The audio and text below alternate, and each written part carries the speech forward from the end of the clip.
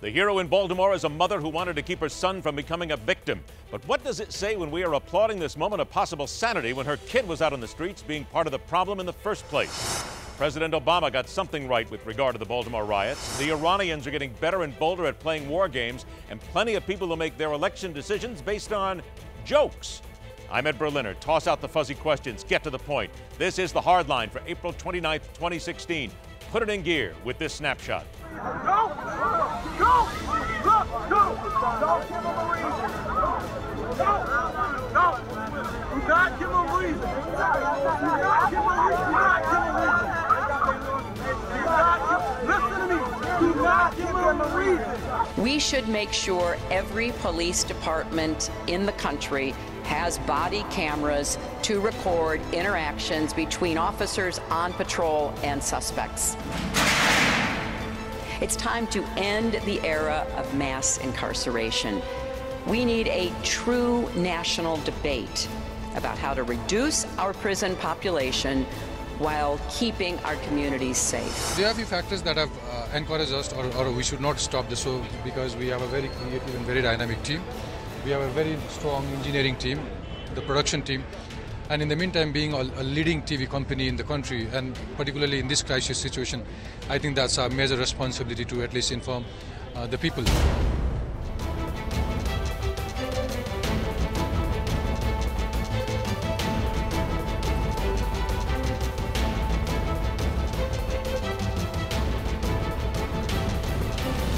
My son is actually coming across the street with this hoodie on and a mask.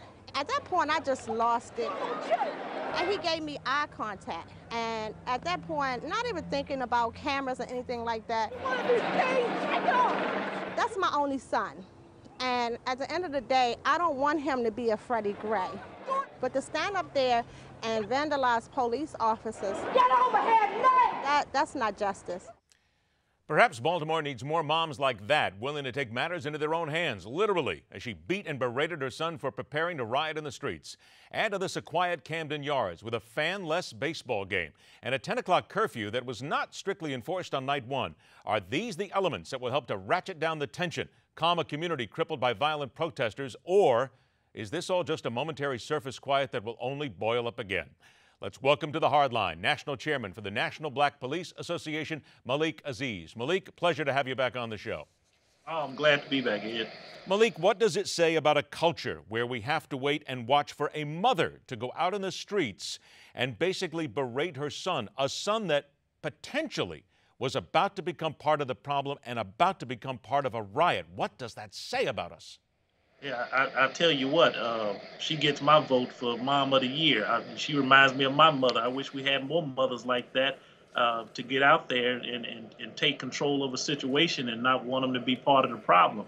There's nothing wrong with having a peaceful protest, but if you go out with intent to commit violent acts of vandalism or just anarchy or chaos and add to disorder, then that's not protest. And I'm not going to agree with any group of people who go out and do that. Well, look at this, Malik. I want to point this out while we're seeing the videotape here, because the son has a hood on, he has his face covered, he has gloves on, he is dressed in black. It is obvious that he is looking to hide himself, that he is potentially ready to do harm, ready to be part of this riot. What does this say, though? And as cops look at it, too, knowing full well that there are kids, people of all ages, who are ready to do this at a moment's notice, get out on the streets, burn, riot, and perhaps kill somebody. Yeah, and I agree. The opportunists and ignorance plays a big role, and we don't do enough. There's not enough service, not enough justice being done. We're not paying close enough attention to our young guys, to our young black males who feel it's okay to go out there and do that. That's not the old way. It's not the right way. It's not the proper way. And yet we still see people playing into this because there's a certain fringe group that says it's okay. Now, I do think some of the people in Baltimore, some of the citizens who come out, in the past couple of days or yesterday with the pastors and the other religious groups, and to some certain extent, even some people we've labeled as thugs who said, wait a minute, we don't want this to happen. That should have happened the first day. shouldn't have happened the second day. You know, you bring up a good point here too, Malik, because several politicians, and at least one in Baltimore, was recently berated because he called the people on the streets thugs. And then he was forced to back up, and he called them basically just, well, maybe they just had a moment. Maybe they didn't mean to do it. Come on now, Malik. Don't we need to start being a little harder edged here and say that the people who do this carry weapons, come out, makes no difference. Black, white, green, blue, male, female, whatever they do this, they are thugs. They are criminals at this point. And the cops are the ones who are on the front line who have to face this. I can tell you this. Certainly, some of them look like appear to be thugs to me. Anytime you're burning a building or you're committing a violent act or vandalism, you may not like the word thug, but that's certainly thug behavior. So I'm not going to disagree with anybody who label people as thugs who go out and do thuggish things. So if you're going to be an upright citizen and you're going to have a peaceful protest and get some dialogue going in what appears to be a tragic situation, and we want to talk across the lines, then you do exhibit thug behavior when you go out and do those things. Isn't it fair to say that when somebody uses that word, because Malik, you and I both know that that word a lot of times has a very racial connotation to it, but you have to call it what it is in situations like this. You cannot hide. Isn't that part of the issue here, that we spend way too much time hiding from the truth and using simple words? Oh, I agree, but I'll say this: if a month ago, when the fans were upset in Kentucky over the loss, when the Big Blue lost, and they was out there turning over cars, there were some people who called them thugs. And you know what? Thug behavior fits. Thug behavior crosses racial lines.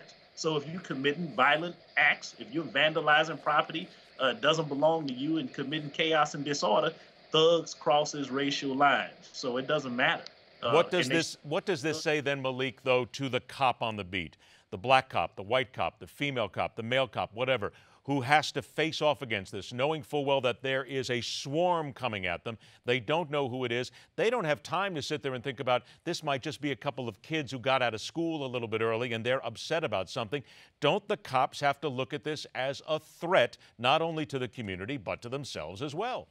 And that's exactly what they're doing in Baltimore. They're looking at it as a threat.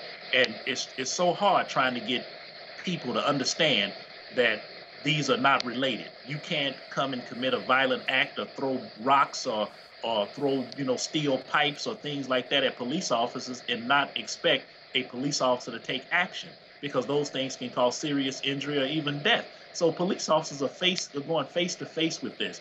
And this is what happens when 95%, 97% of our great police officers go out and put their lives on the line and confront violent acts on a day-to-day basis, because what happened to Gray should not, reflect on the good men and women who are out there to still offer protection and service on a day-to-day basis. So yeah, we face that threat daily, Ed, and it's problematic that people are making a sweeping indictment of all police officers, that every time an incident happens, that all of us become villains. We become the people who committed the atrocity because we wear a blue uniform and we serve the citizens, and all of us are being painted with the same broad brush. And no culture, no people, or no unit or profession should be done that way.